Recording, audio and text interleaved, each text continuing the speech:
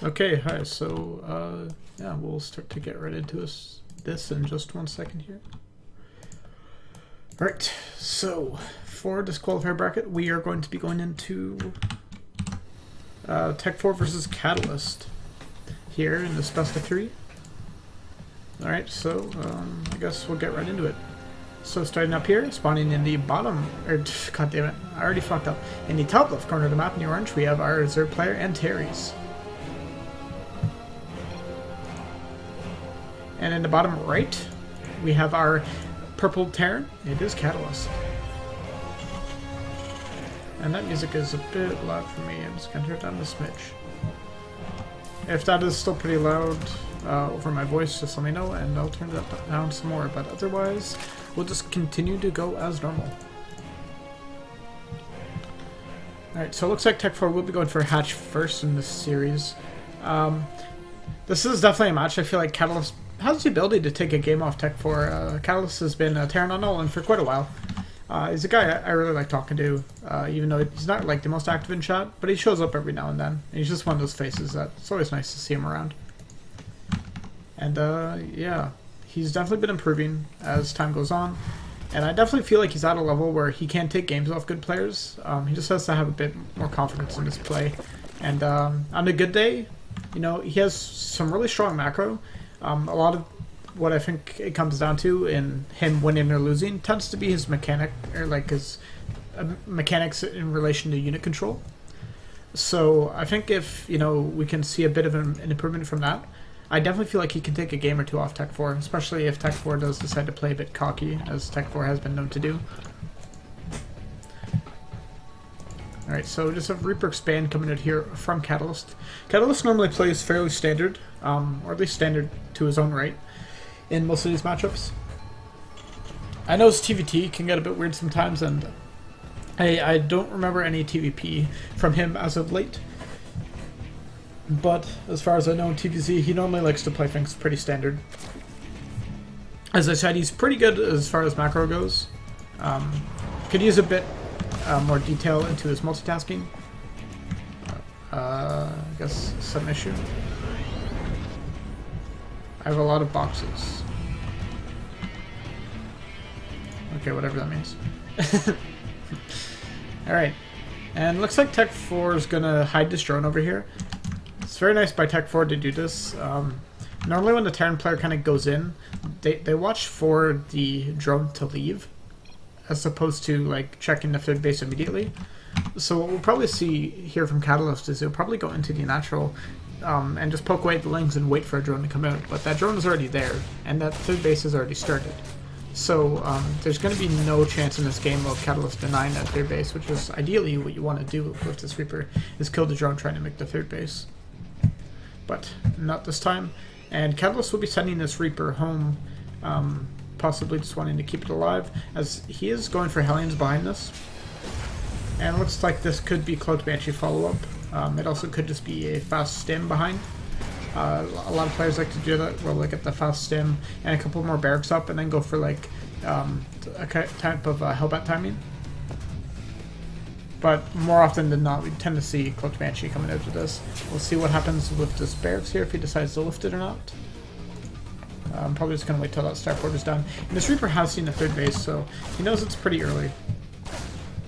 Alright, Tech 4 Sling's going to come over and kill this Reaper, actually. Pretty unfortunate there for Catalyst. Never a good sight to lose your Reaper. And Catalyst actually going for a Raven immediately. That's pretty interesting. Definitely could work out for him. And it looks like he will be going into bios. We do see another tech lab coming down there on the barracks. Symbolic of him probably going to get stim out of it, or him getting stim out of it, sorry. And I'm very interested to see what exactly he does with this Raven. I mean, Ravens used to be used quite a lot back when the auto turret was a bit stronger. This could just be a slightly dated build. And he's getting cloaked behind it. This is pretty interesting. The Raven has a lot of utility in pretty much any matchup, I guess. This Raven can save a lot of scans by, you know, allowing the Hellions to clear creep without using scans. And plus the auto turrets are also pretty good for forcing drones to be pulled, or even killing a couple here and there. And he's getting Banshees behind it, and a couple Widow Mines out too. So this is pretty interesting. We have a couple more racks coming out now for Catalyst. So he's going to be transitioning into Bio, but just going to be using these Hellions and Banshees to harass, prod, poke. Just a nice creep thread, probably. See the first Raven popping out here. I'm just going to toss down an auto turret. Taking a lot of damage on that Raven, which I think is pretty unfortunate there. Ideally, you don't want to be losing any health on those Ravens if you can help it, as they are pretty squishy. And you do have some Hellions running in there. Actually missed a couple drones there. Missed about 6 drones, that's unfortunate. But they still will get into the mineral line, and he is lining up all these drones. That's a lot of drones going down. 12 drones, even more to come. These Hellions caught Tech 4 by surprise. I really don't think like he's expecting this. And losing 17 drones, he's at such a deficit versus Catalyst. And Catalyst is, looks like he's going to send this Banshee home just for safety. Okay, Ant's going to send this Raven home, which is, I think, a good idea. A lot of Terran players would probably continue to try to push the luck. But he knows that Tech 4 has some roaches out. He has a couple units out on the map. And so Tech 4 does have the possibility of running in here and trying to bust down and kill some workers to even up the worker differential here. Will that auto turret actually kill that? Oh. Well, frig me. I didn't know that it would do that much. And I've got the barracks explosion coming down here for Catalyst. So his macro machine's just going to keep pumping into action now. And those Hellions really did quite a number to Tech 4's economy. Still only on 3 bases and not even fully saturated yet. Of course, Catalyst has yet to fully saturate as well, but not as big of a deal if you're the Terran player. And finally see all these upgrades coming down. Got 6 barracks, sorry, producing units.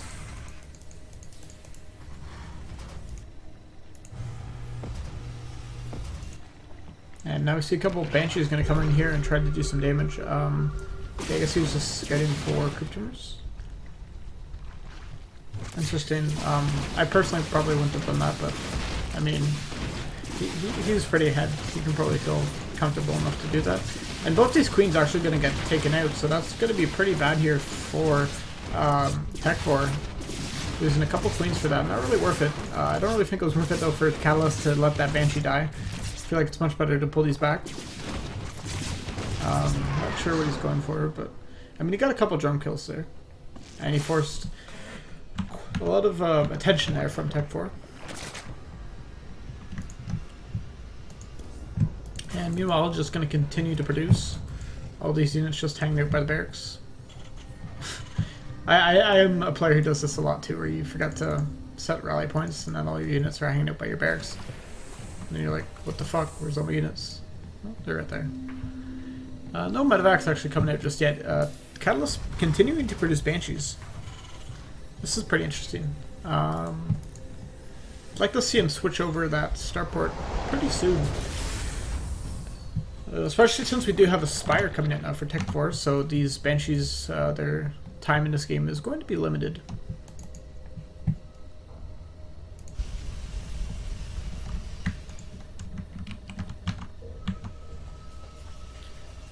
Yeah, really just continuing to make Banshees here. He already has 2, third one coming out now.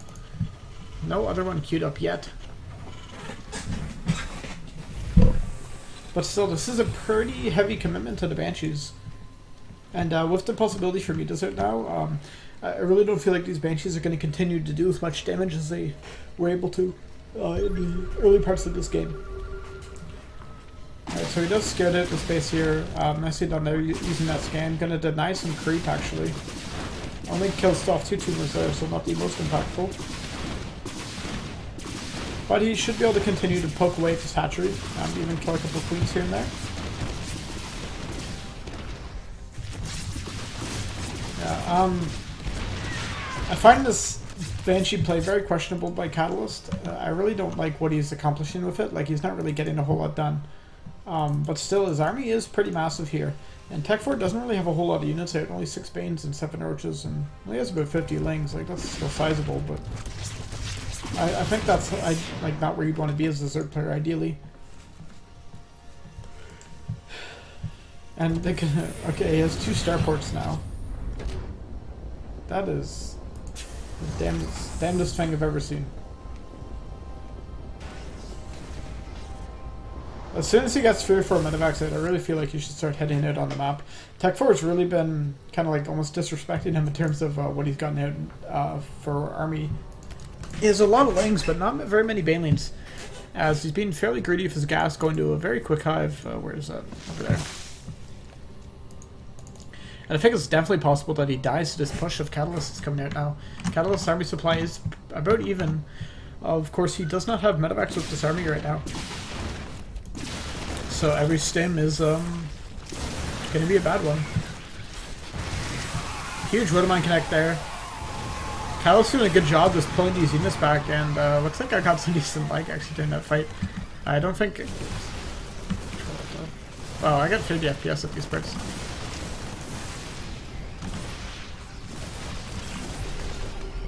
That's what I get for streaming at 1080p. I think I'll close some shit in the background.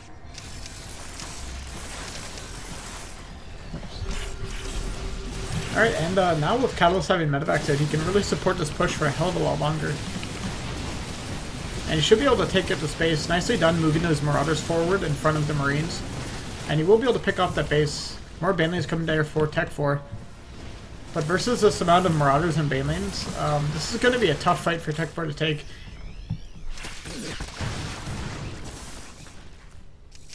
More Widowmines burrowing down here at the front. We do have 2 medevacs right now still. That's not a huge amount of Widowmines. Still, the amount of buy that Catalyst has out at the moment is pretty sufficient. And he's going to continue to clear out all these units as Queen's actually kind of being this move commanded there. And I definitely feel like Catalyst has the ability to take this match now. Tech 4 kind of teching a bit too fast. I hope we see a control click on those Marines to pull those back, as there's still a decent amount of Banelings. And unfortunately those Banelings from Tech 4 are not able to get the greatest of connects there. And I feel like even though this Force of Bio is all in the red, I think they should be able to clean this up. They do have 2-2 versus the, I think that's, I don't even know, I think it's like 2-1 for Tech.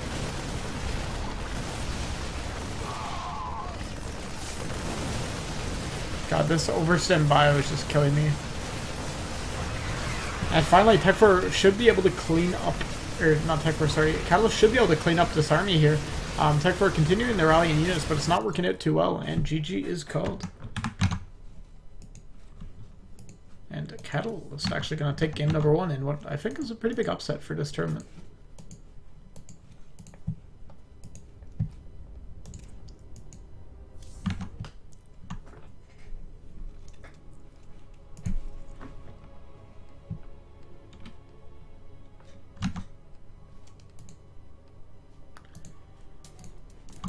Okay, oops.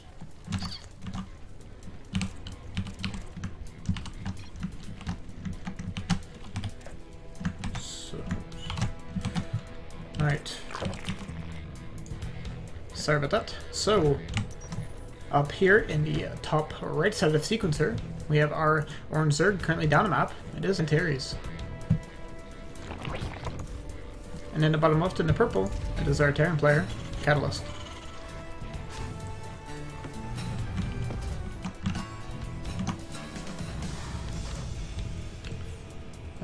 Catalyst going for a gas first this game. I'm not sure if this is what he went for last time. I know a lot of players like to do this when they're going for the Reaper Fast Expand and the Hellions and Cyclones. Or not Hellions and Cyclones, sorry. Hellions and Banshees. Oh, I'm just so used to saying that. I can't get that out of my mind.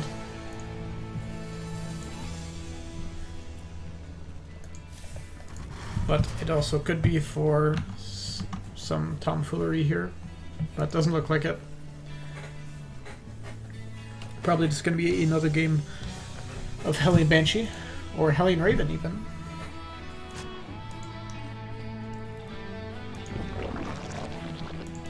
This map definitely should, I think, favor Tech 4's style a bit more.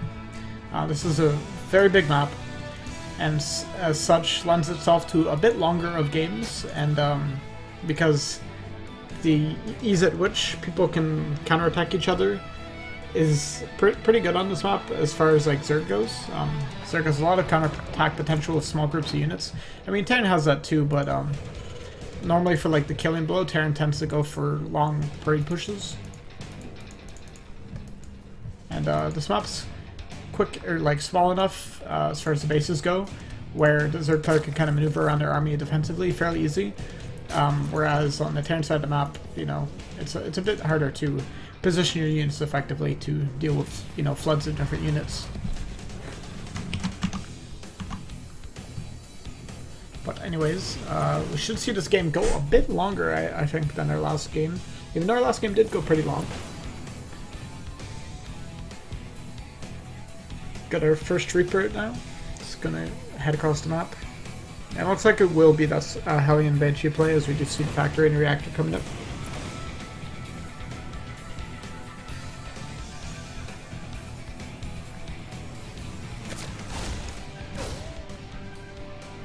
And Catalyst actually could maybe kill that drone. Ooh, just barely not killing it there. But still, forcing an extractor is pretty annoying for Tech 4.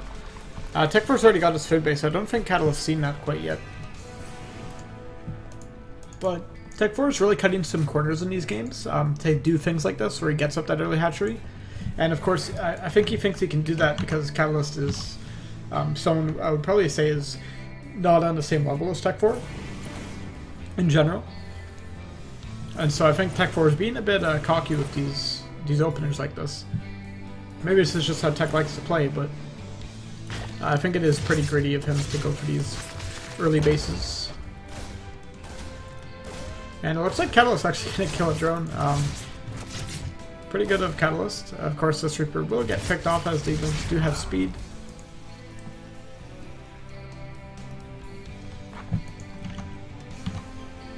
Alright, no swap over just yet on that factory. Or not starport, I mean. I will say the wrong thing millions of times. Interestingly enough, actually, just getting a Banshee, or not a Banshee, god damn it, a Viking this time. My head is just filled with words relating to StarCraft, and I just blurt out a random one whenever I feel like it. I'm like, wow, that Zealot Dragoon factory center over there is getting attacked by those Marine Lord drop vacs.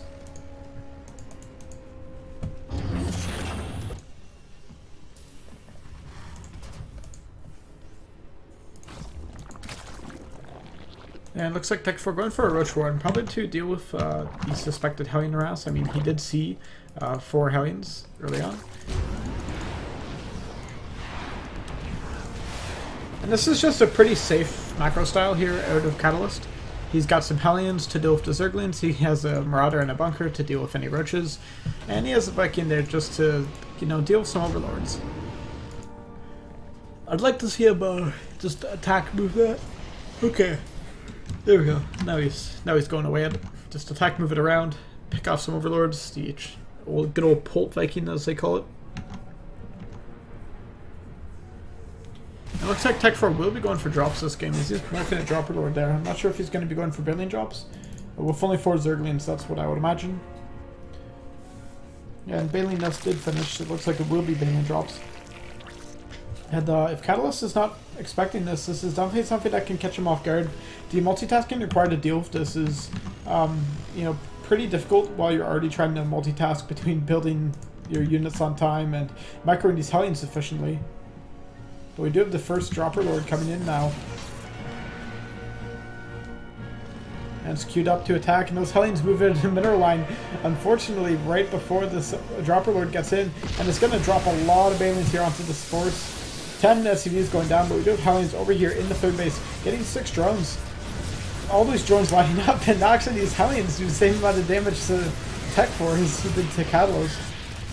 So at the end of the day, you know, I think Tech 4 is still in an okay spot.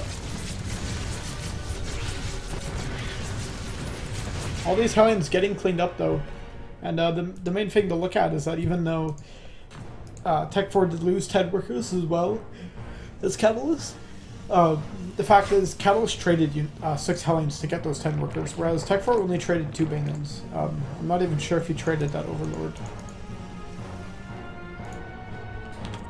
Okay, he did trade that Overlord. But still, that's a much better trade for Tech 4. And at the end of the day, I mean, you can look at the worker count, and it's 35 for Catalyst to 56 of Tech 4. Of course, we don't know how consistently Catalyst has been producing his workers.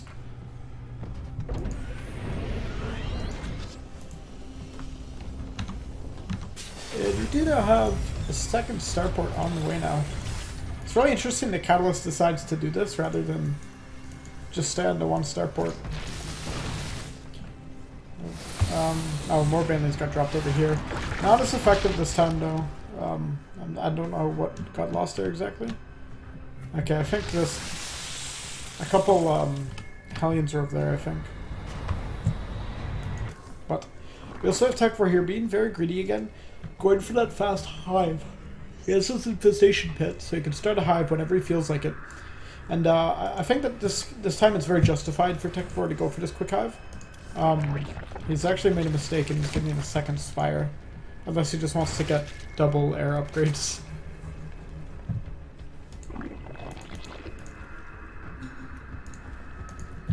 But this game, Catalyst traded pretty much all of his Hellions early on. I mean, if you look at the unit count, Catalyst really doesn't have that many attacking units. So his macro's been very delayed in all of these games, as you might notice. His barracks are getting up a lot later than I would say they typically do. And as such, Tech 4's army is, at this stage of the game, a lot more intimidating.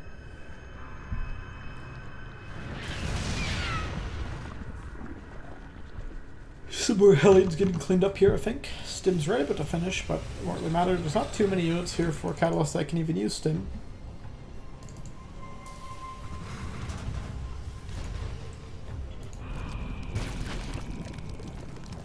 Oh, it's probably an auto turret that got cleaned up, actually. It's interesting, with the movement speed buff, the Corruptors actually are pretty good at dealing with small amounts of Ravens.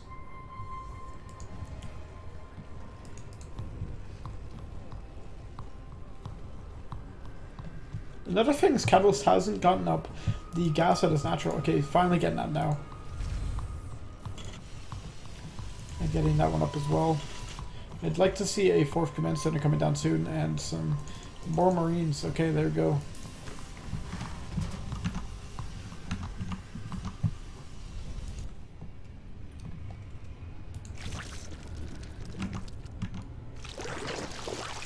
And looks like some more Banelings and stuff coming to for Tech 4, as he does have this hive now, and he is getting the Ultra Cavern and Adrenal Glands, which is, this is going to be pretty scary for Catalyst, as he's still only on this like bio force, and he's not really doing a whole lot with it at the moment.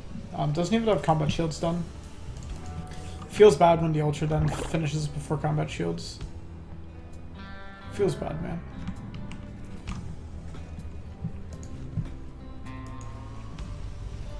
And unless Catalyst can get a lot of damage done right now, I really don't see his chances in the later stages of this game being any better.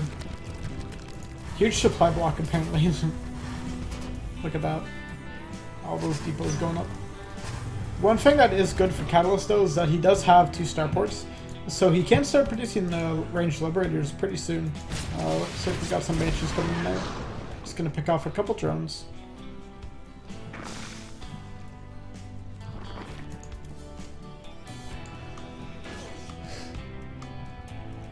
Catalyst is doing a pretty decent job trying to spend his money, but unfortunately not really utilizing it for what he needs to be. He probably doesn't know that Tech 4 is already at Hive Tech. Like, I don't think he's scared of the Hive. And he got the first couple of Vultures already out in the field, or not yet. Right about to come out. Come on, I want to have a nice shot of it coming out of the egg.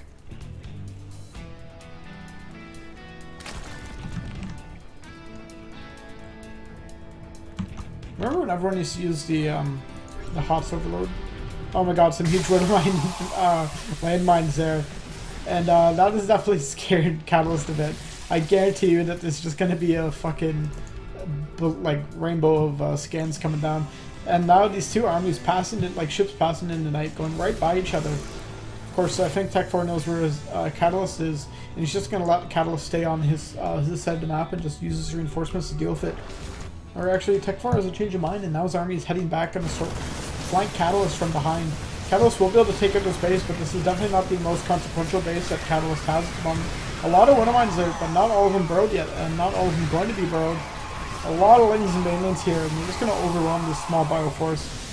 And yeah, I think this is going to be all she wrote for this game. Tech 4's macro on this long map really just paying off here, and he's going to be able to take this game pretty handedly, I believe. Unless something major happens.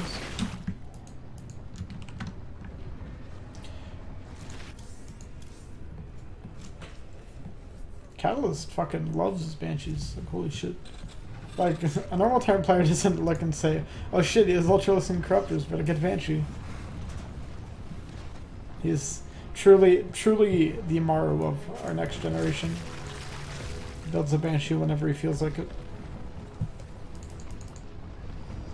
Only a couple Woodmines out now. He does have some Liberators out. He really needs to siege those ASAP. Huge amount of Banelings coming in at the wall. It doesn't look like a Catalyst is paying attention to his army. Huge amount of Lings and Banes running in there and going to take out all those Corruptors. Or not Corruptors, Marauders. And these Corruptors are going to advance onto the Liberators. Going to pick those off. I think that Liberator got like 4 or green kills. And this Bioball, most of those Marines aren't even fighting because most of them are changelings. And Tech Force is going to advance right up this ramp, and he's going to finish off Catalyst in this series, I believe.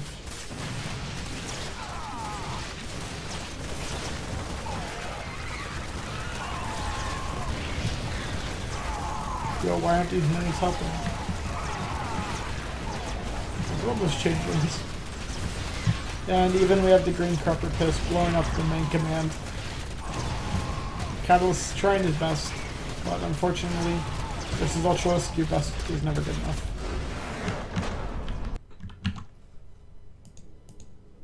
Oops. Didn't mean to open Steam. Alright, so Tech 4 taking game number 2. So that's going to bring it on to a game 3 here.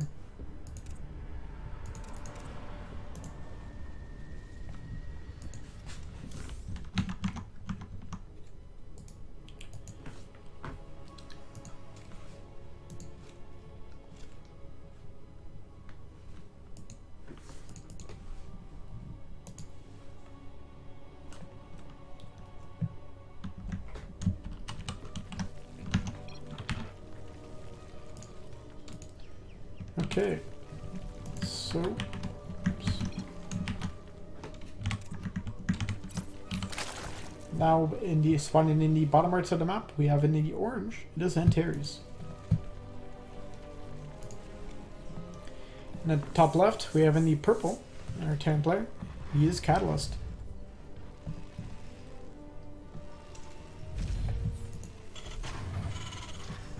Oh, unfortunate. I seen that. He accidentally he was probably boxing his workers there and spamming his command center at the same time, and then hitting S to build SCVs, and then stop those SCVs. I do that all the fucking time.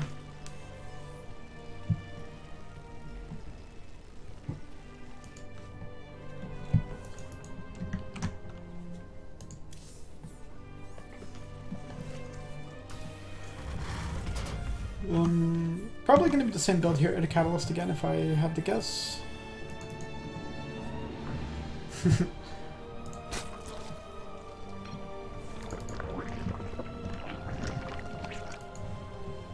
Poor Catalyst.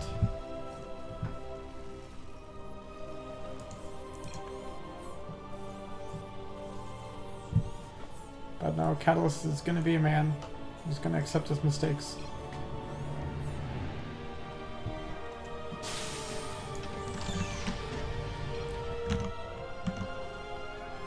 He is a proud man of Maine.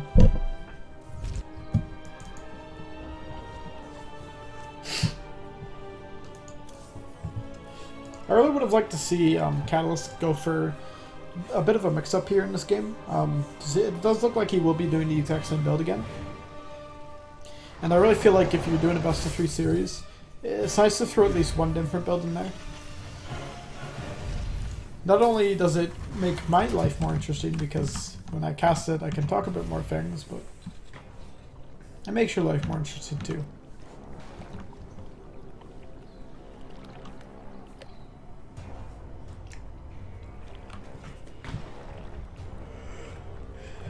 I think this should make a really sick like visual effect when the Reaper runs across the water, where it's like a trail of smoke from all the like burnt waters moving behind him. That would probably kill everyone's PCs. Alright, that Reaper will head into the main here. I'm just gonna scout out everything, as there's another way out of this base here over in the bottom here. Or the bottom of the base, I guess we should call that.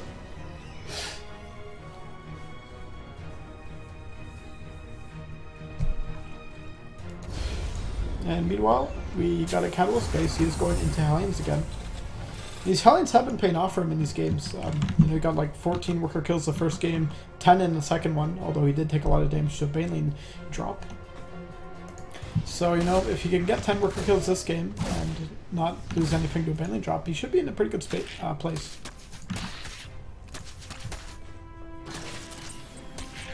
These Speedlings gonna kill that Reaper. I'm pretty unfortunate there for Catalyst, and I believe. And he actually did not see that third base get plopped down, which is always like when I play Terran, it's really annoying when you don't see the third base at all, because in my mind the entire time I'm like, okay, like where's the Midas, where's the Nidus, where's, you know, whatever the fuck's coming. I just expect a cheese, but maybe that's my jaded Terran mind. This game, though, it just will be a normal macro game. Tech 4 going for the same build again, getting that safety Roach Warren in case Catalyst decides to go for a Hellbat push, as we see a lot of Terrans doing off of these Hellion openers. But Catalyst really hasn't been opting for that these games. He's just been going for Raven into just continuous Banshee production, sorry.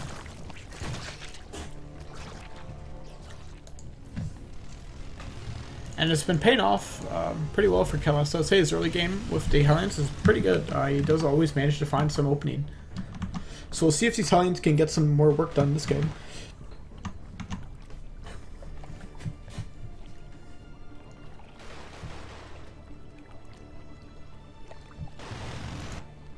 Not a whole lot of drones here at the third base, so nothing much to roast there. Almost manages to take out that creep tumor. If any of these units walk too close, these Hellions could fire onto them and destroy the creep tumor. And really nice lineup there actually on these Zerglings. Not gonna lose a Hellion for this at all. Actually, just gonna clear up all these Zerglings. And with that Raven, you can really just deny a lot of creep. Really nice moves here from Catalyst. You know, place down that missile turret there, and you'll. Oh. Actually, it pulls back at the last second, not able to deny that creep tumor. But he did deny quite a lot of creep there. And that'll push Tech 4's creep spread back to the bare minimum. I don't think he has any active tumors other than these spent ones. So he's going to have to lay down some more. And of course that, you know, every creep tumor you spend is an inject. Theoretically. Of course, Tech 4 still has excess queens. So it's not going to be the worst. Having to re-creep himself here. But, I mean, Catalyst can come in again and deny this creep spread if he wants. Although we do have a steady amount of roaches out here. Catalyst really needs to pull back these units. Not actually... Getting pretty poor lineups there, actually, on these Hellions. These roaches will be able to clean out pretty much all of these Hellions now. And this is a pretty large amount of roaches. This Banshee will force these to stay back on creep near the queens. And meanwhile, this should allow Catalyst to just continue to macro up. I really feel like that's a key factor in these games, is Catalyst's macro is okay once he gets rolling, but it takes him a while to get rolling. You know, it takes him a while to get out of those barracks. And that is definitely a big problem, as TVZ is a matchup that is heavily built around the mechanics and the pressure that you can exert upon the other player. And so when you don't have enough barracks out, you don't have enough pressure. It's, you know, pretty simple. Got a couple more barracks coming out as Catalyst is still floating quite a lot of resources. Catalyst did say at the start of this game that he was cracking under the pressure, so I guess he's a bit nervous. And I don't really blame him. It's when you're playing a game for like on something other than ladder, I always get a lot more nervous than I would be just like playing on ladder, depending on who I'm playing against, obviously. But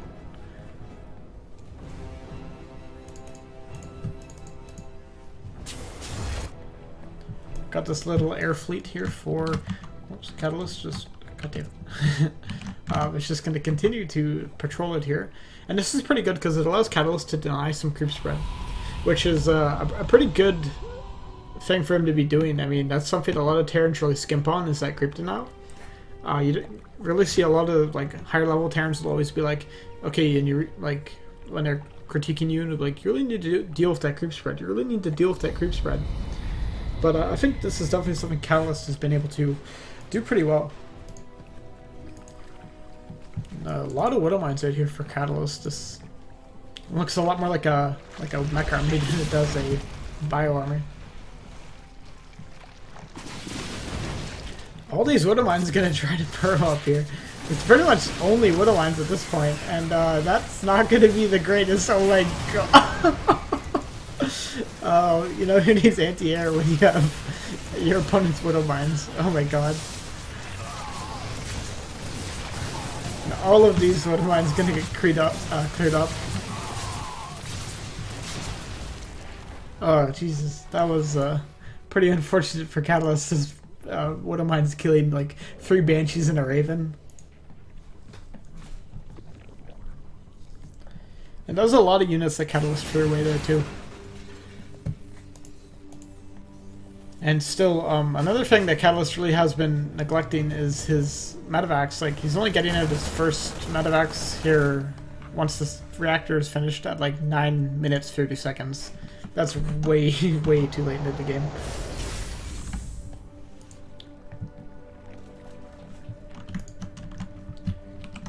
And pretty much by the time that Catalyst has 2 medevacs out, there's going to be like 15 corruptors here for Tech 4. Infestation Pit has started too, so Tech 4 is just going to continue to advance up this tech tree, and Catalyst is unfortunately kind of stunted, only able to produce some bio units really. I can't afford to transition into those Liberators, into those mass Widow Mines, as he still doesn't have enough medevacs. And Catalyst upgrades are actually very, very delayed too. Tech 4 is already getting it +2/+2, as Catalyst +1 is going to finish, and it's really not something you often see. Where are the medevacs? They're there.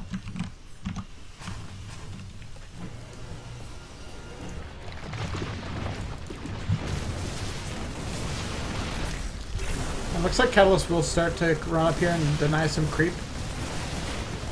Gets pretty much all the active tumors here, which is pretty nice, and that's a lot of creep tumors that are going down. Just gonna pull back and probably wait till the creep dissipates. It dissipates, right? That's the right word.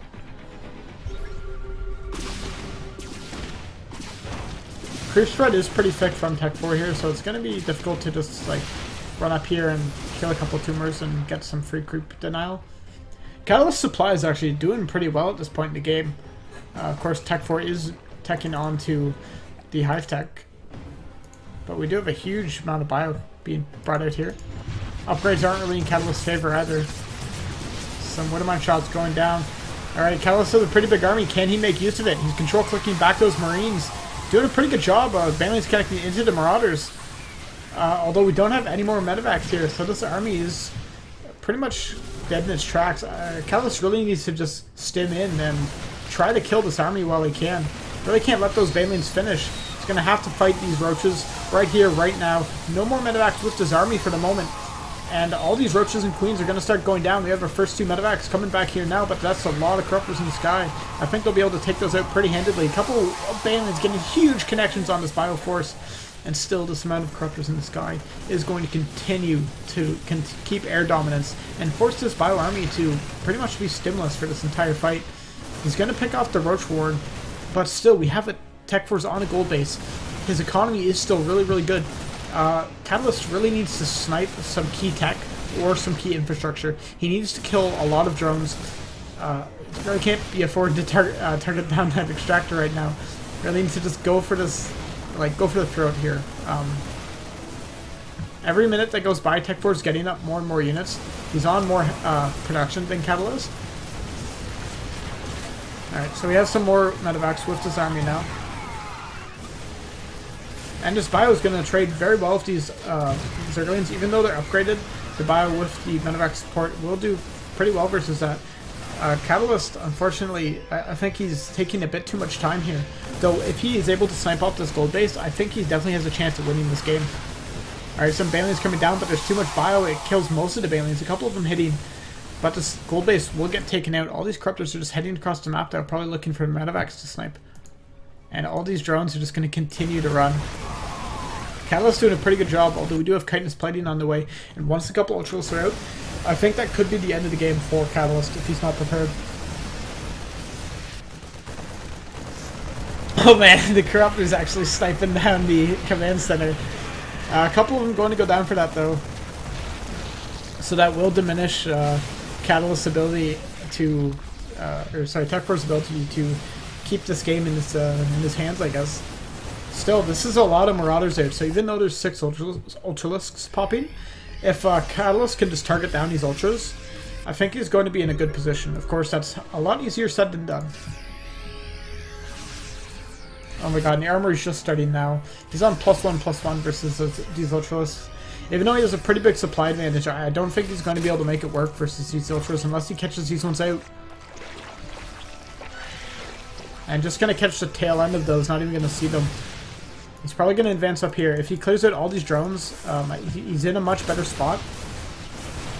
But still, I feel like this army is going to get caught out here. There's a lot of Banelings with this army too, and it's really hard to target down the Ultras and split versus the Banelings at the same time.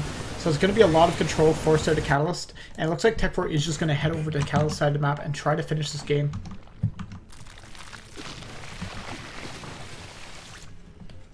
And Catalyst, I'm not even sure if he's realized it, but he's long distance mining. Alright, so he will lift that base, but a lot of SCV is going to go down. Catalyst army is heading back. A couple of these Banelings detonating on these SCVs. Actually, I think that's kind of a mistake there. I think Tech 4 wants as many units as he can with this battle. And this unit pathing here actually going to allow Catalyst some sort of pre-splitting. 28 SCVs going down though. Alright, and we do have Widowmines coming down. They're burrowing.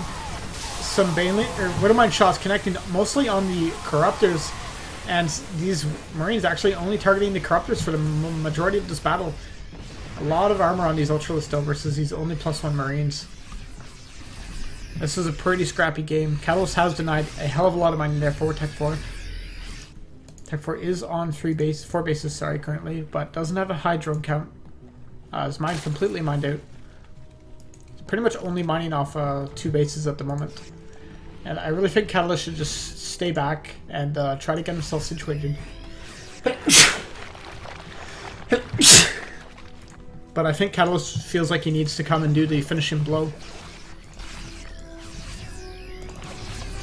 This is still a lot of Marauders with this army, so these Banelings, you know, if they're not controlled right, they will land on these Marauders and not be the most effective they can be. Alright, so Catalyst, his army's pretty bunched up. Lings and Banelings moving forward now with these Ultralisks. Some decent splitting versus these, but he's not moving the Marauders back. And he needs those Marauders alive to continue to target down the Ultras. These Marines are just not going to cut it with only +1 upgrades. They're going to get shredded by these Ultras, and I think Catalyst just threw the lead he had in this game. And now he's heading back. He only has 1 starport available to him, so he really can't afford to make much. Because he needs a lot of Liberators in right now, I'll tell you that. And he is mining off this base now, but it looks like this will get denied. And I think with Tech 4's tech advantage that he's kept, plus the air dominance that he was able to maintain, he's just been able to keep himself in this game. And he's literally going to continue to slaughter right through all these Marines. And GG, Tech 4 taking that series 2-1.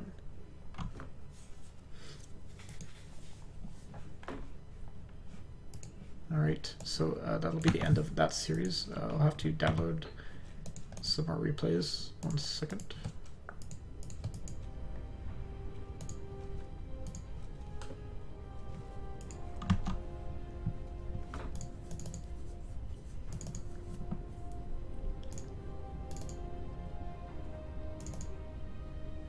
Okay, so we're gonna download Donut Catalyst versus Pterodine.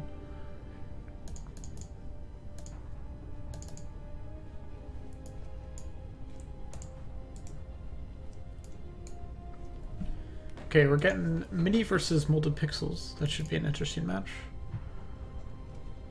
And Mania's been watching this entire night.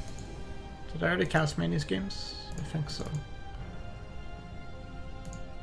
I think those were the ones where Wagon just trolled the shit out of him.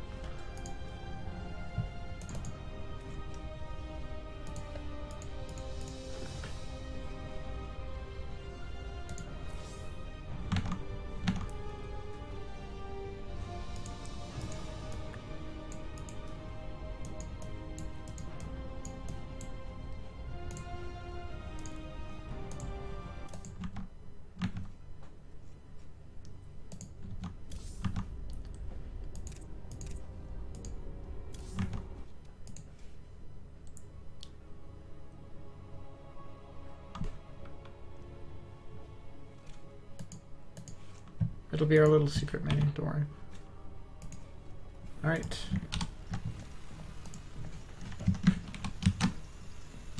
So, spawning in the bottom right side of the Abyssal Reef, we have in the green, it is Molded Pixels. And in the top left, we have in the red, it is MIDI.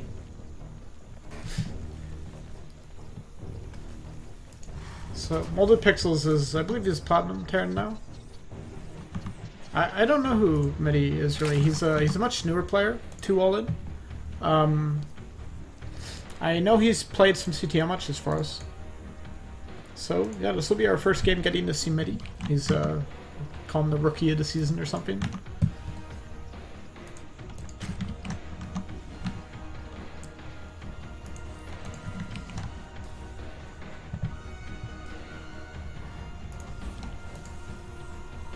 And, but anyways, on the Molded Pixels. Molded Pixels is a player who's been in All-In for quite a while.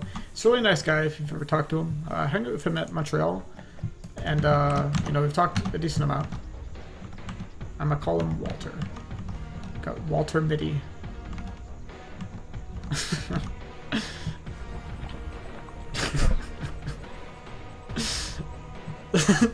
I don't know why I think that's so funny.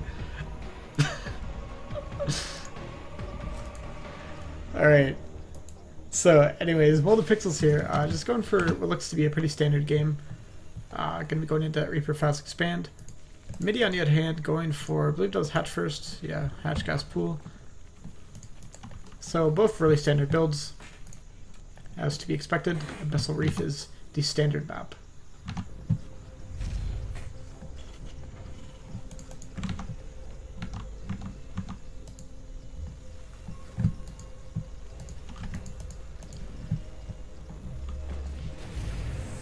So this definitely is 2-on-1 territory here, which is no surprise. Molded Pixels is not a player who I really think is the cheesiest of guys.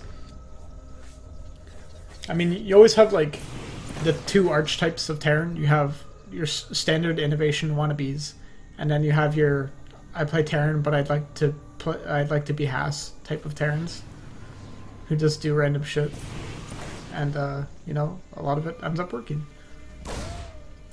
But Molded Pixels leans more towards the side of Haas wannabes, or not Haas wannabes, innovation wannabes.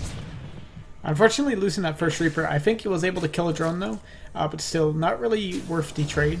Reaper for drone, even though a lot of people do end up taking that trade, is not the best one to make, I think.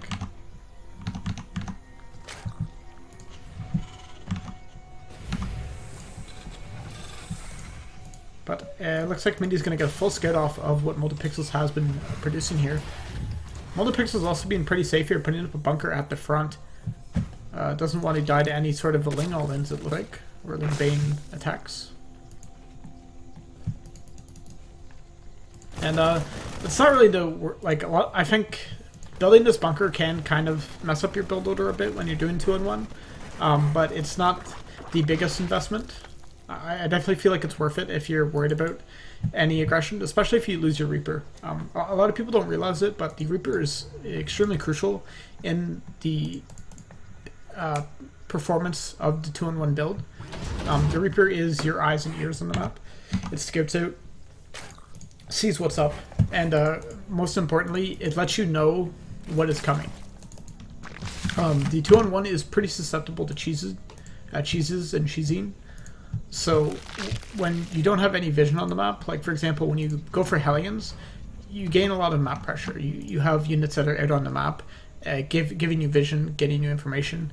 Actually, that was a really nice scan there from Multipixels, because it does see the fact that there is a huge swell of Lings coming into his main, or into his natural now, with a couple of Roaches and Ravagers behind it. He does have a bunker up at the front now, but no other wall in. This bunker will be very helpful in holding this off. Really needs to burrow that Widow Mine somewhere, but of course he does not know what is coming. He knows something is probably coming, but he doesn't know what. And he's going to continue to make some stuff. Alright, looks like he's going to be making a factory with a tech lab there. Widow Mine tries to get down the ramp and burrow, but unfortunately not able to get there in time. Lang's trying to surround this bunker. A lot of them going to die. Lang needs to move those Marines out of the way. Doesn't do it quick enough. Trying to target down these Ravagers. But that is a lot of Roaches and more Lings on the way. And if hold up attention at Multipixels' focus there, trying to hold that off, he did mess up his macro bit, and he's not producing all of this. Or he's not producing enough, to continue his build order, really. Actually, even supply blocked at the moment, too. Midi could actually really take advantage of this if he comes up the ramp again. I think if Midi comes up the ramp again, Multipixels is definitely going to need to pull workers. Stim is done, but he doesn't really have a whole lot. Really needs to pick up all these Marines and get them back home. Not able to get these out in time. Doesn't save any of the Marines. All these workers at the natural are going to go down. And this main base, or natural base, sorry, is going to get forced to lift. And oh, that tank actually got stuck there. That's really unfortunate. But I don't think Multipixels has enough units to deal with this now. He's lost way too much with that early aggression. That tank is kind of stuck back there in a decent position versus the Lings, but that is not a good position versus a Ravager. And the tank finally does go down. Some more Marines come out. These Lings from Midi just going to continue to flow in, and I think this should be the end of the game here for Multipixels. 3 GG. Alright, so game 1, going to Multipixels. Or not Multipixels, sorry, Midi.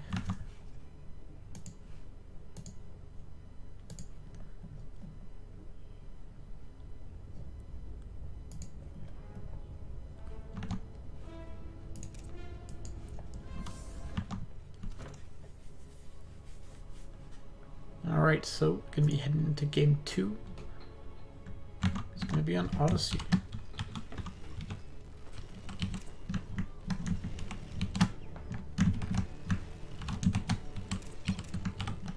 Oops. Okay, so down here in the bottom right side of the map in the green, we have our Terran player, Multipixels. And up in the top left, we have in the red, our winner of the last game. It is Midi.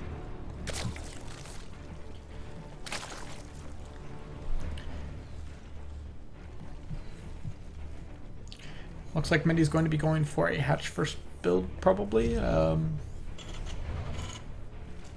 Yeah. Drone's going down there to the natural.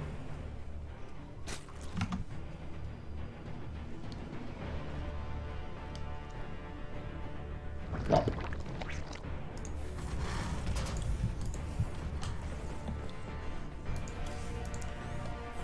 And it looks like Multipixels will be going for probably just another Reaper Fast Expand. He is CV scouting and being very safe. This is definitely something I probably need to do more in my own games. I pretty much refuse to SCV scout, and that's why I lose a lot of games.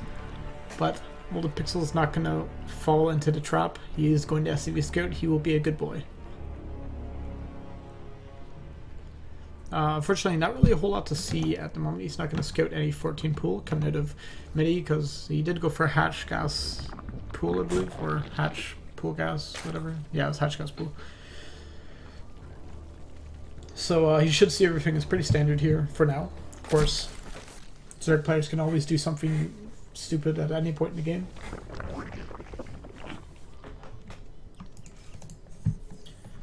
And that should put a decent amount of stress off Multipixel's shoulders, though, as he will know that he, for the moment, is able to progress into his build pretty normally.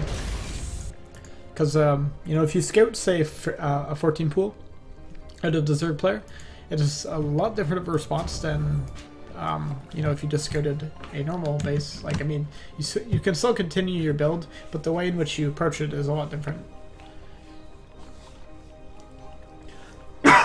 For example, if he was going for a 14 pool this game, like this Reaper would not be here right now. It would probably be at home.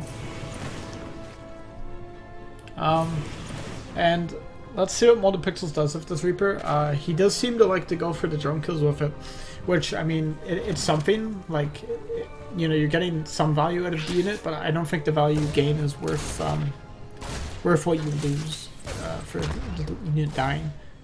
So we'll pick off one Zergling, pretty good. I'm just going to continue to back out here. We still don't have a third base as of yet for midi. And he is getting Zergling speed, so I feel like this could be another 2 base all in. Drone saturation is pretty low too, Kev.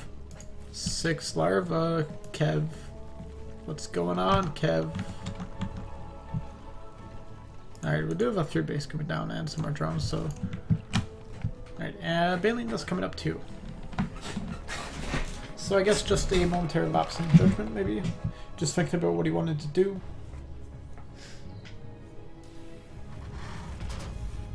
These Zergling's gonna run in here. Multipixel's being pretty safe and consistent here, building that bunker into a wall at the front. So he shouldn't die to Zergling run by again this game. Hopefully.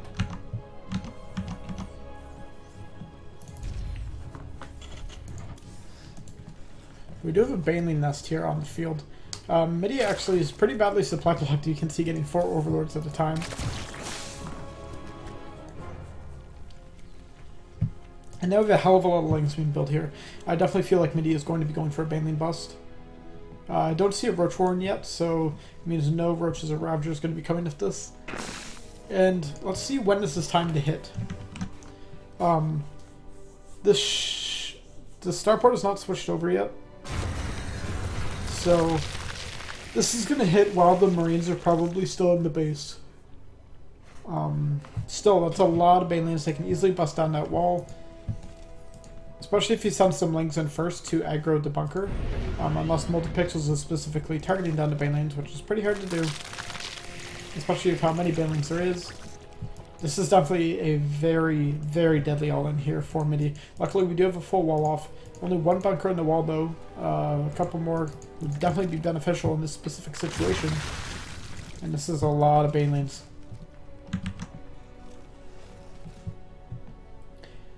Midi's forces are rolling in here. I don't think Multipixels has enough to deal with this. Look at all those Banelings. A couple of them getting targeted down before they hit the wall. But still, that's a lot of Banelings that's coming out now. And Multipixels, Marine's going to get caught out here. Medevac's not flying over to pick them up. Oh, huge Baneling connects going down. And Midi's Zergling for Baneling is going to roll right in here and destroy Multipixel's mineral line. Stim isn't even done yet. And some more Banelings being morphed in. It looks like Midi's are going to bust right up into the main base here. And I don't think Multipixels has enough production to deal with this now. Once you're on top of the production, you know, generally it's when the game ends.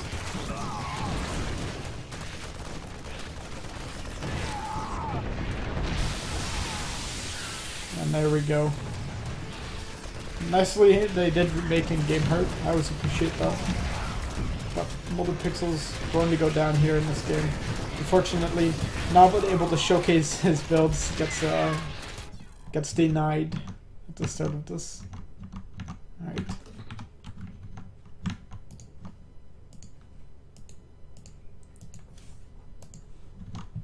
think we'll go for one more series.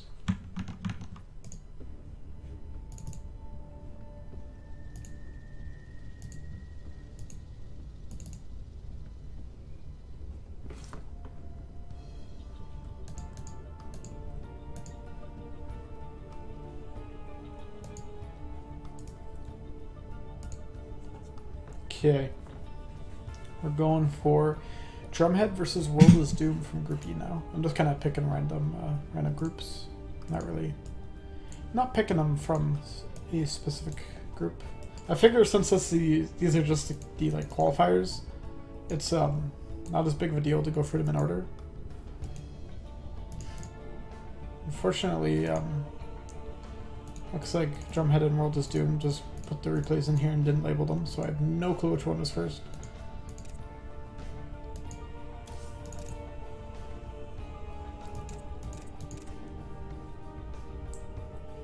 Okay, we'll go with the top one as the first one played. Fuck, I don't know.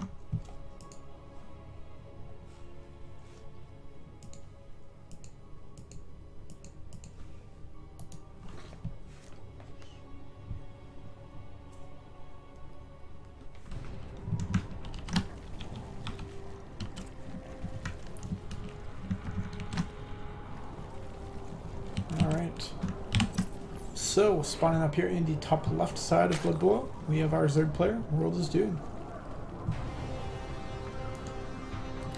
And in the bottom right, in the peg playing Protoss, it is Drumhead.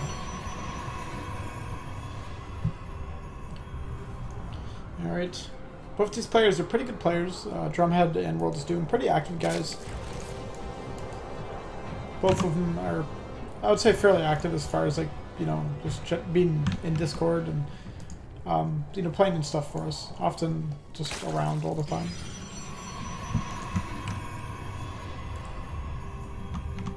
So both of them probably familiar with each other in some regard. We don't know how familiar, of course,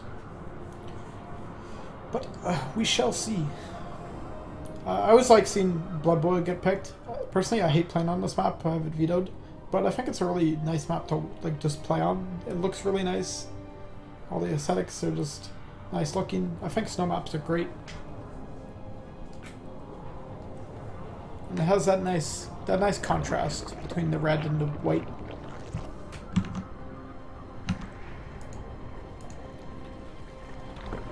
And another game where we see a hatch first here, this time by World is Doomed.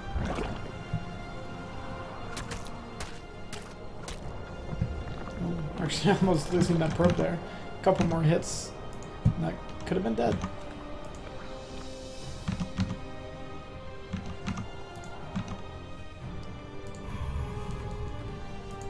Meanwhile, Drumhead side of the map, we don't really see a whole lot going on.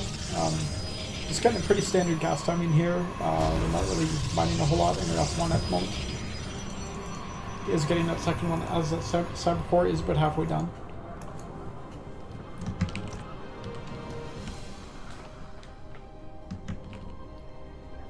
Man, this map kills my FPS, dude. I'll tell you what.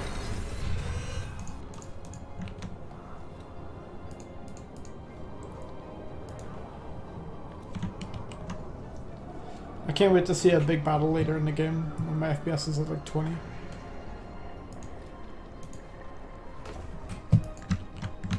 Oh well, it's more cinematic.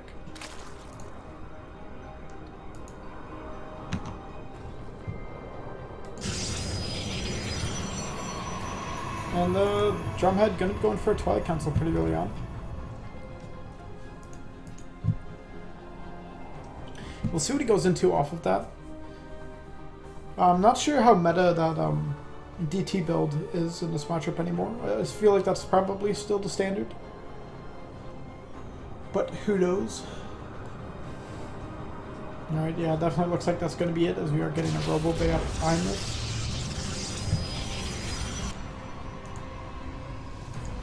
And one thing that is pretty characteristic for World is Doomed is the fact that he's getting overload speed. I see him get this in a lot of his games. It really just allows him a lot more flexibility when it comes to scouting. And I think he really just likes having that extra information at his disposal. And it will be that standard Dark Templar drop build.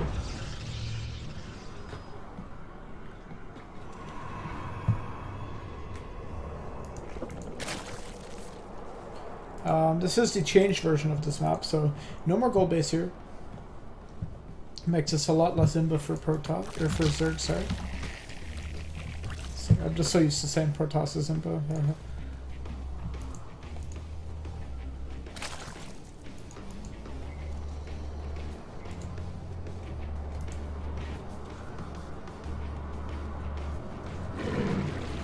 And it looks like World is Doom gonna be going for some drops here.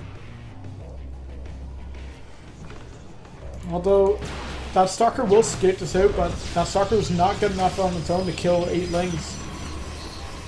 And you don't have any more units currently in the main base. You only have one Zealot, one Stalker, sorry, and one Adept out at the moment. That Stalker then gets surrounded. One Zealot, pops out, but only able to kill one Zergling, getting surrounded pretty quickly on. And some more Zerglings getting dropped into the main base. That one Artosis pylon is going to get depowered, and that's pretty much almost all of the production here for our Protoss players. He only has one warp gate on the map. That is all the production. He can only build mothership cores, and he pylon overcharges that one, but he doesn't have any more pylon overcharges. He can just kill that, and then when that's done, run back into the mineral line. Oh god. This is pretty annoying here for Drumhead. I feel like he's lost this game at this point. Okay, finally we do have some DTs getting roped in on either side of the map. Although we do have a Spore Crawler up in the main here for World is Doom. So eventually these Zerglings are going to get cleaned up as we do... Oh, he didn't warp into Dark Templar at home. I thought he did. That Dark Shrine can get picked off, or he can just continue to go for probes. This is pretty unfortunate here for Drumhead. These Lings just being really, really annoying. And they can definitely pick off this Dark Shrine easy peasy. One Dark Templar finally being warped in, but I don't think it's in time. These Zerglings should be able to kill off this Dark Shrine. He's trying his best to save it, but it's so low, it's so low. Oh, just barely goes down as the last Zergling dies.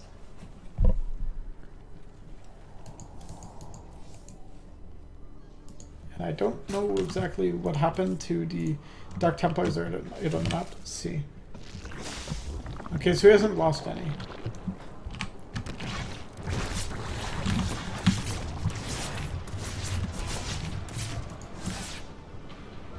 Yeah, these early Lung Floods really seem to be the way to go for Zerg. I mean, you can just win a game off it.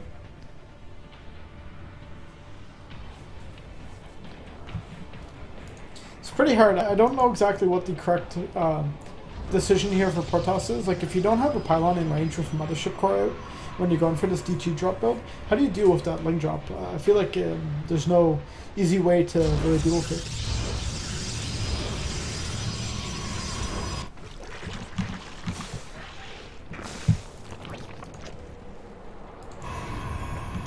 Drumhead's economy has been stunted pretty significantly from that early Ling Flood, although World is Doom did have to commit some of his own units, of course, to do that. And so his drone count is a bit lower than normal. He's not even on 4 bases just yet, only sticking on 3 for now. But he's got his upgrades going.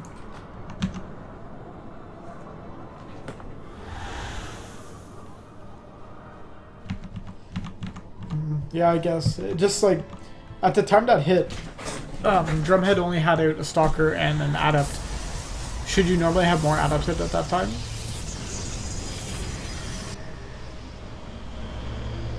Because I've seen a lot of Zergs lose to this. Or not Zergs, sorry, Protosses.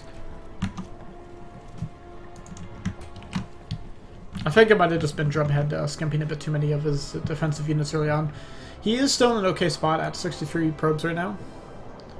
And saturated pretty well on 3 bases. Like, we look at these income graphs here. Drumhead's actually ahead in income right now. Just not in gas. And we have a little move out here for Drumhead now. A lot of Archons and Stalkers moving across the map.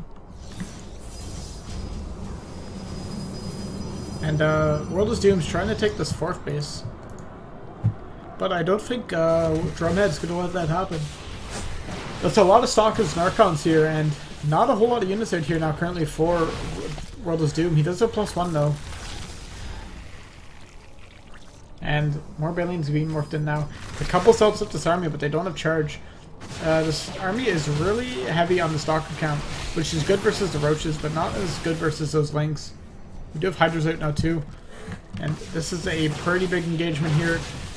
Alright, so Hydra's doing away their damage. We do have Blink for the Stalkers, and he will blink some of them into those Balians to disrupt those connections from hitting the main bulk of the Stalkers. But with these +1 Hydras out, I think that's going to be enough to pull or force back this army. And I think this was a bit of an overextension here from Drumhead. I think he should have just denied that fork base and backed right out.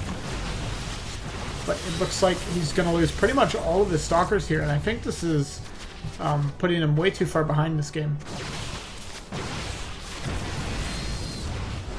And Drumhead actually going to just leave that game.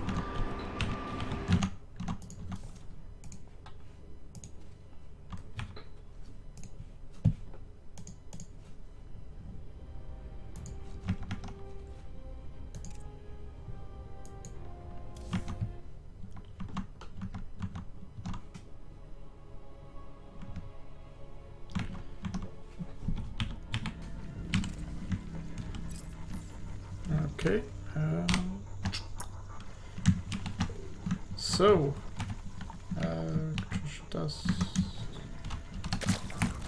down here in the bottom right, we have our orange reserve player. It is World is Doom. And in the top left, we have our pink Protoss player, Drumhead.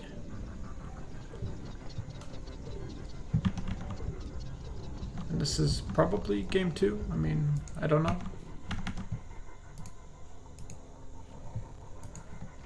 None of the replays were labeled.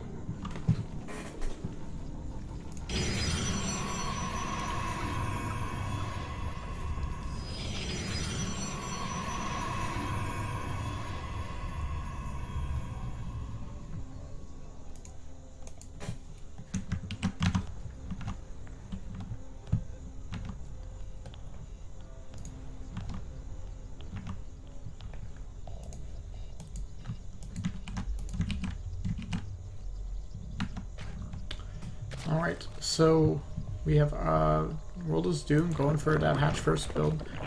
Looks like he's going to be getting that pretty shortly.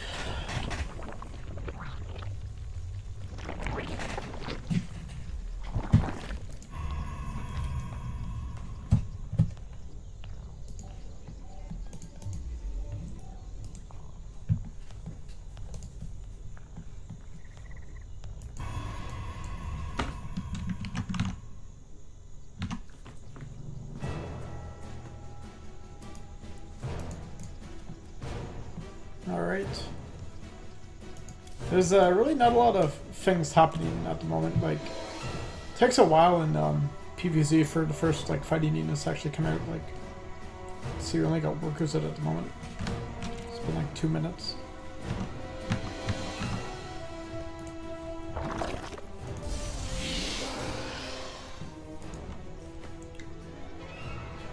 Alright, so going for that add first. Probably going to send that across the map immediately, try to get some scouting done.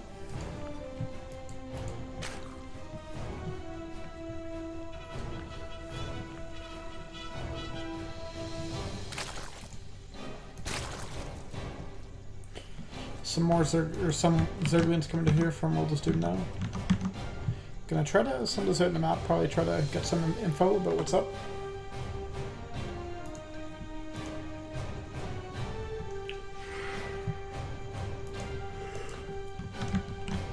That first outlet is out on the map now. Just gonna probably try to see when that Zerg does throw down his first hatchery.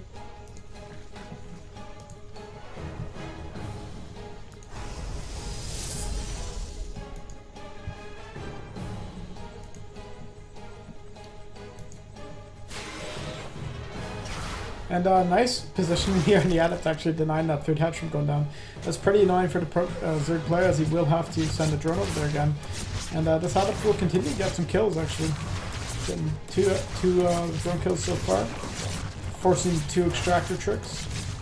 Or spore tricks, I guess we can call them. Not really targeting that after that, unfortunately. But still, that's significant damage this early in the game. And the Protest player is ahead in workers, which I'm not sure how common or uncommon that is, but...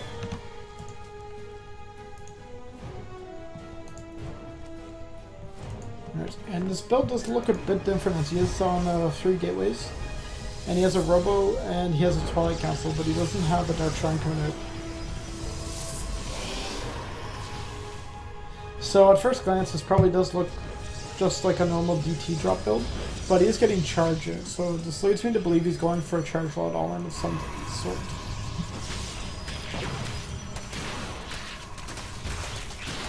Nice targeting there by Drumhead, making sure he's killing that weakened lane.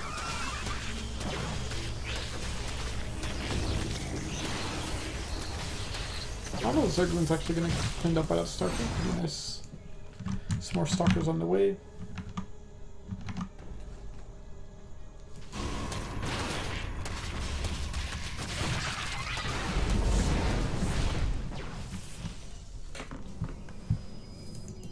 And now we have Templar Archives on the way.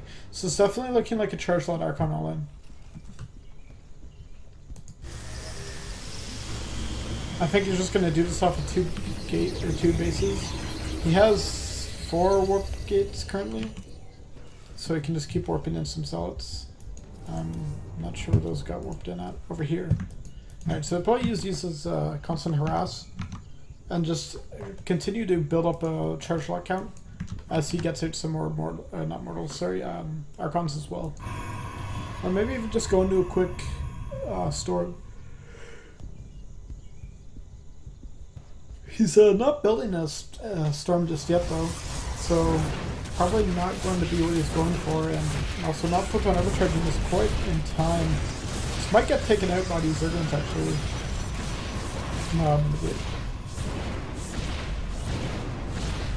Actually gonna be able to get that Overlord too. That's pretty annoying for Wolves Doom, as you'll be supply blocked from that.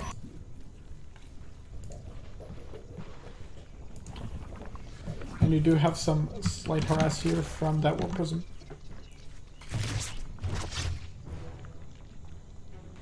And first 2 Archons being morphed together here. And we have a second Robo facility as well. So after seeing those roaches, he probably wants to just pump out some more Immortals.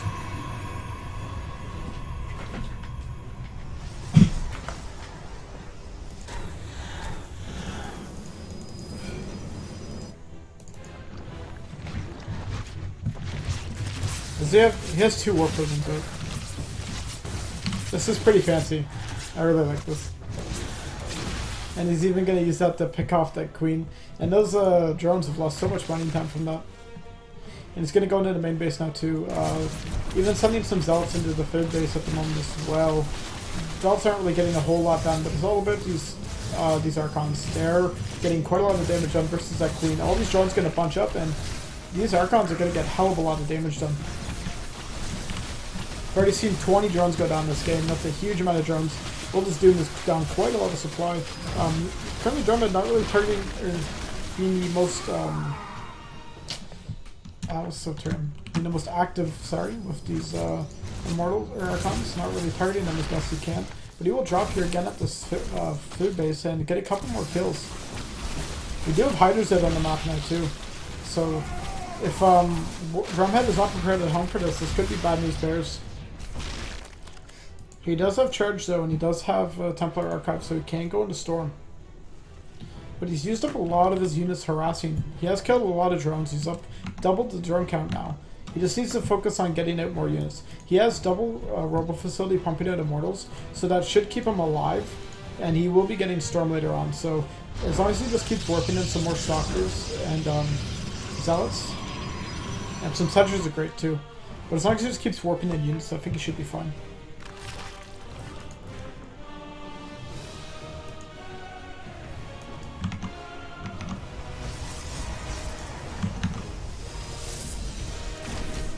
Some more Zealots getting warped in at the 3rd base. Looks like they picked off. No, they didn't kill any workers, but they're just going to continue to target at that hatchery. And this is forcing Wolves Doom's entire army back to face against Drumhead's small Zealot force. And they're not going to be able to pick off this hatchery, but it's getting very low. That War Prism can work in a couple more rounds as well to keep buying some more time. Drumhead's on 4 bases. This is looking pretty dire for World's Doom here. So we do have Storm coming out now. Some more High Templars getting worked in, and all you need is 5 or 6 High Templars with a lot of energy banked up, and you can deal with pretty much any sort of Hydra Ling Bane force.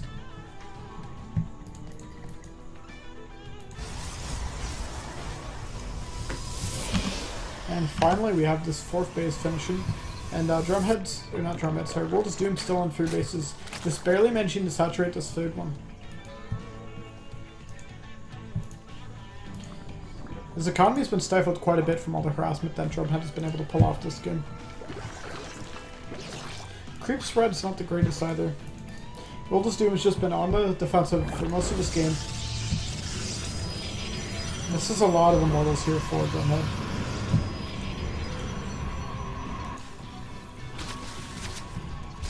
That was a really sick, what is that, a Phoenix? Yeah, a Phoenix skit there. From Drumhead. He knows exactly where the army was anyways. I mean, World's Doom's backing off now. And his own 4th base is pretty delayed compared to Drumhead's. We have a couple more charge lots running in here. And they're just going to run right into these roaches and pretty much just die. They do some more damage to that hatchery, lowering it a bit, but at the end of the day, not the most impactful thing in the game. We do have some more Zealots worked in here into the main base now. They're going to pick out some more drones. Let's see. 32 drones have gone down this game. That's a crazy amount of drones. And he's even trading, like, okay with these Hydras.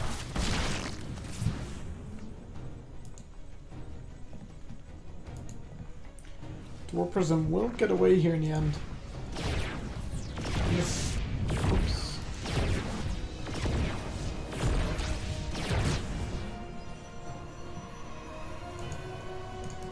And that's a lot of High Templars there right now. And with all these Immortals, I really don't feel like there's a whole lot that World's Doom can do against Drumhead right now.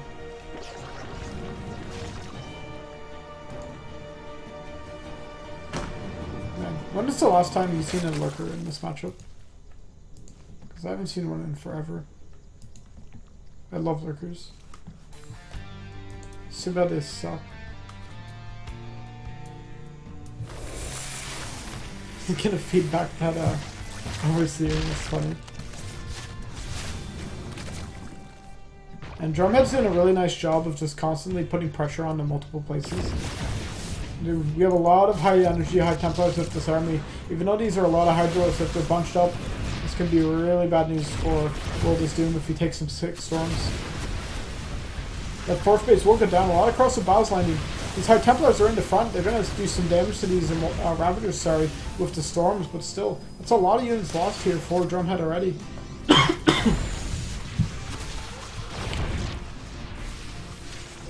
Drumhead's forces being forced to pull back. He has done what he needed to do there, though, which was kill that 4th base. And I think at this point he should just try to head home.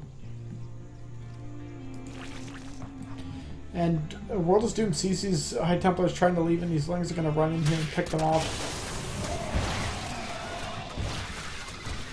And that's a lot of units going down there. We have a force from World's Doom coming down here, trying to fight this force from Drumhead. Decent force fields, but still, that's a lot of Hydras, and I think they can clean up this Immortal force. Bandage rolling in here, they're going to connect on all these Immortals. And that's a lot of high-tech units that are lost from Drumhead. Of course, he has a sick bank, he can continue to build more units. He's on 5 base, for Christ's sake. He just needs to keep his macro machine going.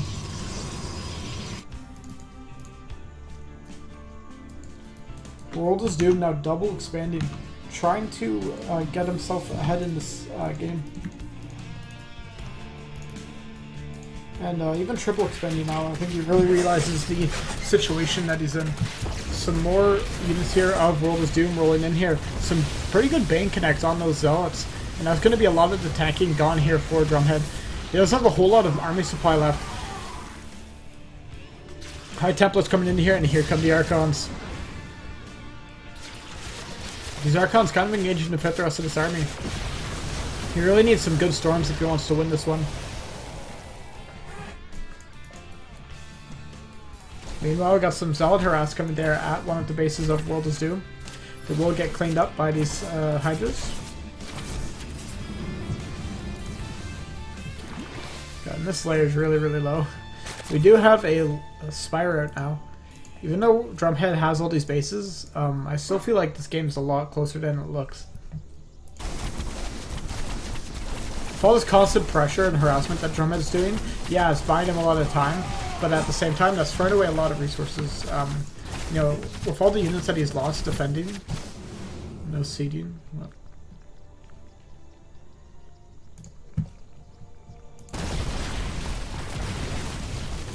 Oh. And this army is going to get caught out here, actually. These blink, I don't even think these stalkers have blink, nope. These stalkers are going to get caught out here on the map. These a lot more units that Drumhead's really even kind of wasting. Okay, the High Templars coming from the top and they're getting some pretty sick storms. But still, I'm not sure if it's enough. I think he has one, maybe two more storms left. Okay, a couple more units dying there. Some more mortals coming in to reinforce, but World is Doom is really, you know, buying himself a spot in this game. Some Dark Templars coming in now for the harass. I don't think... Okay, we do have detection here, so that Dark Templar will get cleaned up. But those two DTs did manage to deny this base here. So that's pretty good news for Drumhead. My issue is that Drumhead isn't advancing into any air tech. He's kind of sticking on this like Immortal, Zealot, Archon, and High Templar army, which is pretty difficult to control.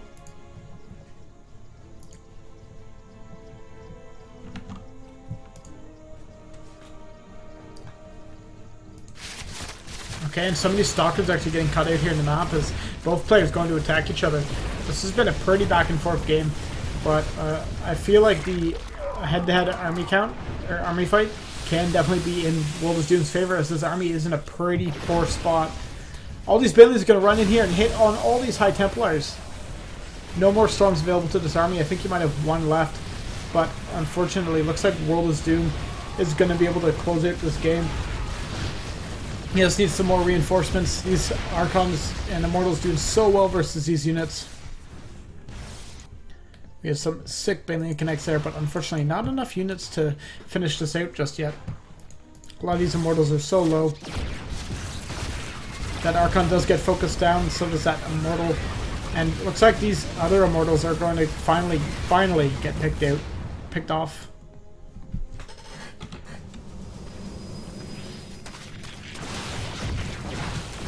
But still, the economy here for Drumhead is insane. He's at 84 probes to the 46 of his opponent. And he does have some Zealots coming in here. They're going to pick off that layer. And that's also another mining base that Drumhead, World is Doom does not have at this disposal.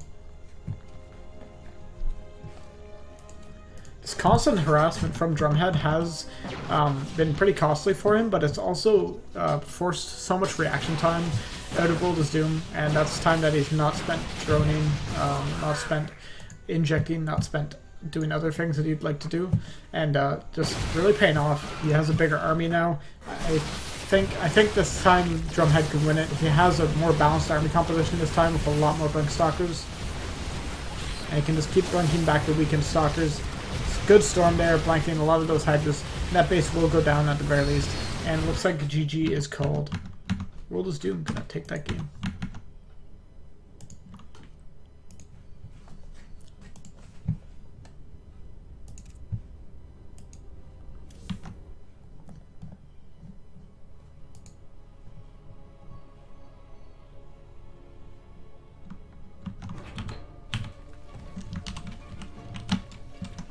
Alright. So, up here at the top left, we have our Zerg player, World is Doom. Down the bottom right, our pink Protoss player, Drumhead, winning that last game. It's all tied up now. Whoever wins this match wins the series. Let's see which one of these guys has it in him. Drumhead had a pretty nice game last time, but I feel like it was his greed almost that won him the game, but also cost him at a lot of points. Like, his army control was clearly a lot worse than World is Doom's, but because of the lead he was able to gain himself economically from the harassment that he was doing, it paid off in the end, as he was able to, close out that game for sheer force. But I feel like if World is Doomed doesn't take too much harassment damage this time, he's definitely in a better spot economically and like mechanical wise than Drumhead is. But of course, Drumhead's harassment is pretty deadly, so we'll see what happens.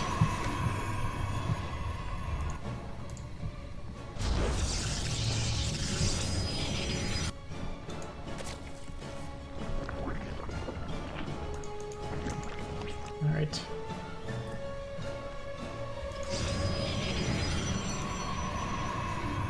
I think I'm just gonna get across the water while these players are both just doing normal builds.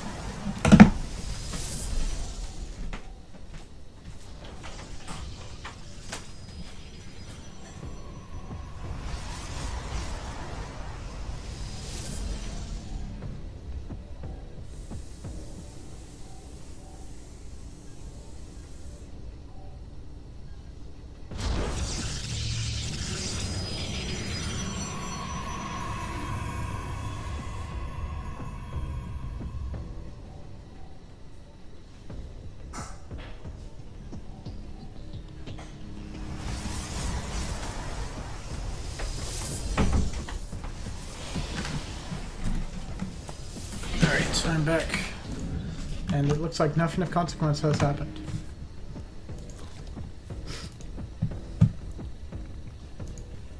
This is like probably the crappiest part when you're solo casting is this part of the game.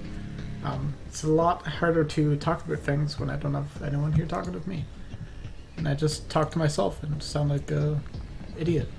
I mean, I do that, I make myself sound like an idiot most of the time anyways, but this time it's even more cringy.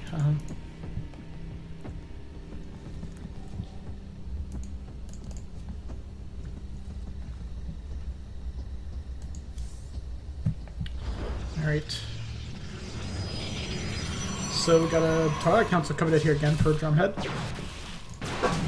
I think this is a really kind of like cookie cutter opening. Sorry for all the movement there. Pretty cookie cutter opening for PvZ. The Twilight Council can lead into a lot of things. Kind of how like it did in HOTS, where you get that Twilight Council, and that could mean charge or charge all in. It could mean Blink. It could mean Dark Templars. I mean, there's just a lot of things that it could mean. I mean, it could just mean I want to get out tech faster. There's just so many things that it could mean, and so when you scout it, it's really hard to pinpoint exactly what happened. Thanks, frogs.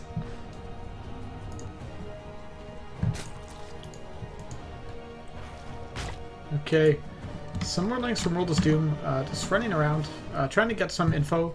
He does have an Evo Chamber coming up, so this could mean some more Zerlin drops, as we've seen in the first game of this series. And he does scout that Robo facility at the front there. He has not seen the Twilight Council just yet. And Drumhead does have his Mothership Core positioned here to watch for any drops, I believe, or he did. It was getting around there. He has a Stalker now looking for him. And you do have a Dropper Lord being morphed in. And all these Zerglians heading over here. The Overlord sounds like it's being violated when those Zerglians run into it. And it got the double Overlord drop harass. This is the new 2-on-1. That's a lot of Zerglings being thrown in there. Okay, we have 2 more overchargers available, as Drumhead did get out that Mothership Core a lot quicker this game. He could run in there and pick off that Stalker if he finds it in an open position. It looks like he's just going to run down into the main, into the natural, and just start picking away at these probes. There's no pylon in range of the workers here, and he's going to have to pull them all into the main base, which means that they're going to get harassed at as they go. He's continuing to lose workers, and really at this point in the game he doesn't want to be losing any workers if he can help it. Alright, so these lines just continuing to be annoying. We do have a Warp Prism heading across the map now, but these lines are still in the main base. They're still being annoying. They're still getting worker kills. And they will even be able to pick off this Stalker if they commit to it. And that's a decent pickup. Stalkers are pretty valuable. And he flies this Warp Prism right over to third base. And should see how much better saturation is for him. Let's do him pulling all the drones now. I don't think Drumhead realizes he rallied it over that far. He might not even realize that it's there at all. He probably forgot about it while all those things were in his base. He has another Warp Prism actually in the main base. And he's building a third Warp Prism. He definitely has forgotten about this one. Alright, we have a couple Archons warped in here and some more charge lots warped in. And not a whole lot of roaches currently out here for Drumhead, or for World of Doom. I keep getting them mixed up. One of these Archons actually unfortunately targeted onto this Baneling Nest, not really helping out in this fight, and one of these Archons will go down. Kind of poor micromanagement here out of Drumhead. I think he's too busy microing at this front here, as that Warp Prism almost did get picked off. Luckily, we do have the replacement Warp Prism coming in here. Gonna morph in another Zealot. And Drumhead really trying to do a lot with a little here. He really wants to find his way back into this game, so he's trying to multitask on a variety of fronts and just pick off as much as he can from World of Doom. And he's done a good job of forcing a lot of units out and forcing a lot of lost fighting time. So he's gonna pick up that.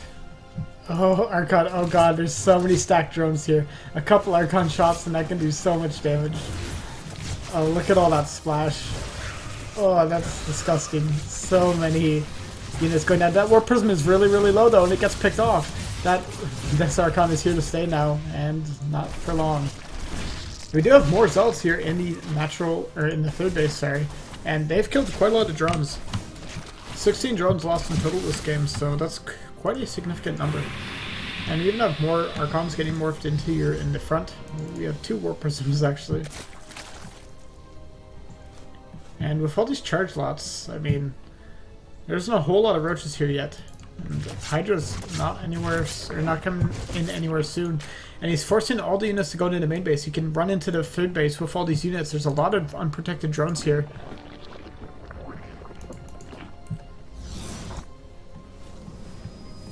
Looks like he's going to wait for a couple more units. Okay, finally, going in now. Really needs to get in there and do his damage quickly. There's some roaches here, and they're going to get pretty much sacrificed now, and not really be able to do their best. A lot more drones going down. There's about 20 drones in this mineral line. I don't know how many went down there exactly. I think it was at least 5 or 6. Finally, we do have enough roaches here that they should be able to force this back. But, you know, with some decent micromanagement, Drumhead will be able to save these Archons. And at the meantime, he is attacking this fourth base. Drumhead really just all over the place this game.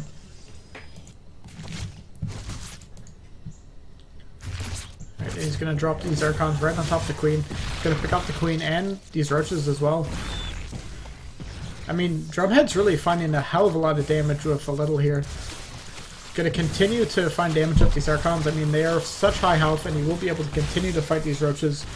I don't think these roaches would be able to kill these Archons if he just picks that one up once it starts to get a bit low.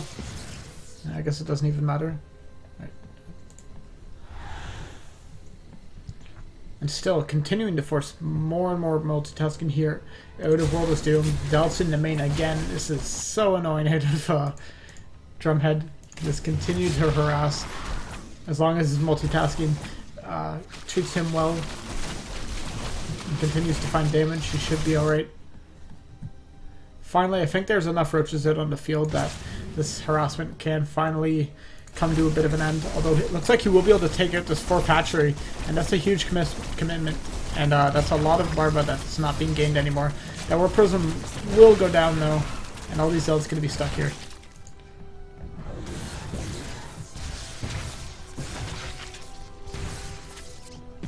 And looks like we finally have the first couple Hydras out now. That Overlord solo. Kind of mad he didn't take that out. It's really satisfying watching Overlords die. Every time I kill one, I'm just like, wow, that was 100 minerals. And behind all this, we do have a storm transition going on here. Of course, not a huge amount of Hydras out just yet. And World of Doom's economy has been stunted quite a lot. Still on 3 bases. He hasn't even fully saturated yet. He's also getting a lurker den. Maybe he heard my complaints in the first game somehow about how we don't see enough lurkers. And it looks like he's decided to get some. World of Doom going to get supply block pretty significantly here. As long as Stalker can get one more shot off. There we go. I think he finally lost that Warp Prism. Let's see. It's been 3 Warp Prisms went down this game so far. It's funny. Let's see. 31 drones in total. That's crazy.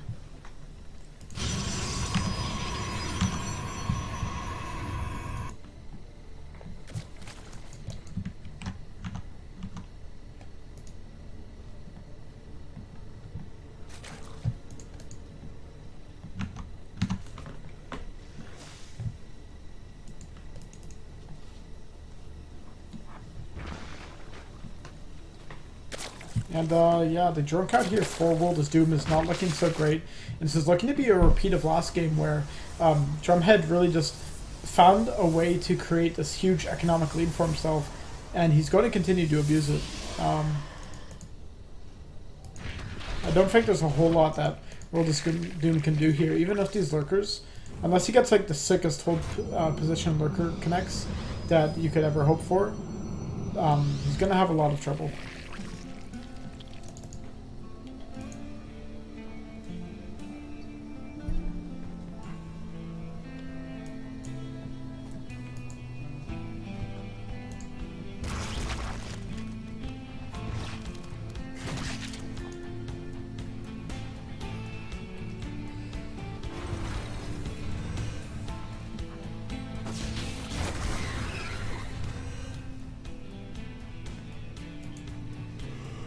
Alright. So I think World of Doom this time is just trying to hold an entrenched position versus all this harassment and try to live longer into this game. I think World of Doom realizes that his army control is probably a bit better than Drumhead's, and as such feels he can probably, you know, do a bit better as long as he can get himself into that late game.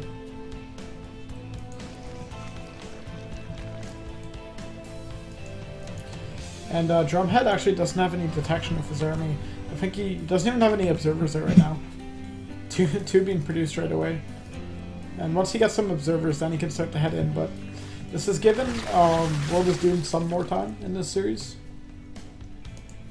Getting supply blocked, pretty unfortunate there. He's not able to get out enough units. And this is a pretty intimidating army here from Drumhead, almost approaching max. And the max out Protoss army is a scary army indeed.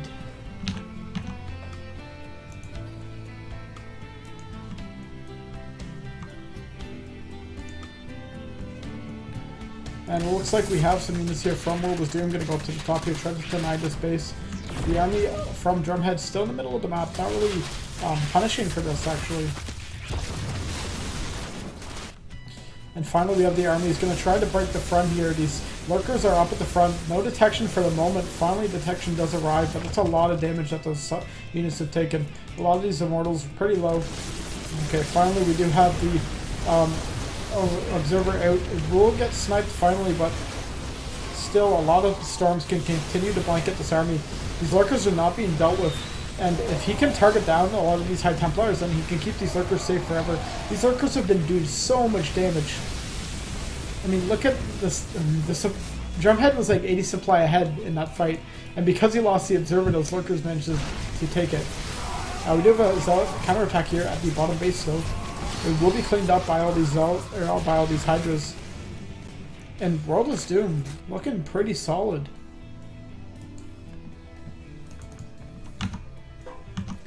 Even if all those immortals, Drumhead not able to breach them. Just needed a couple more observers, and I think he definitely would have taken that fight.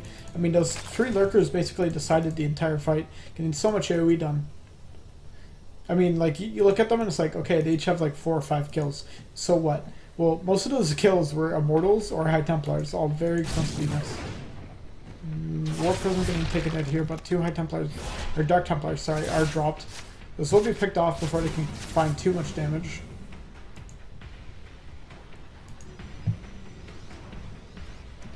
And now, even though Drumhead has a economic advantage, you see him mining a decent amount more than World is Doom. It's not a huge amount, but it's still something.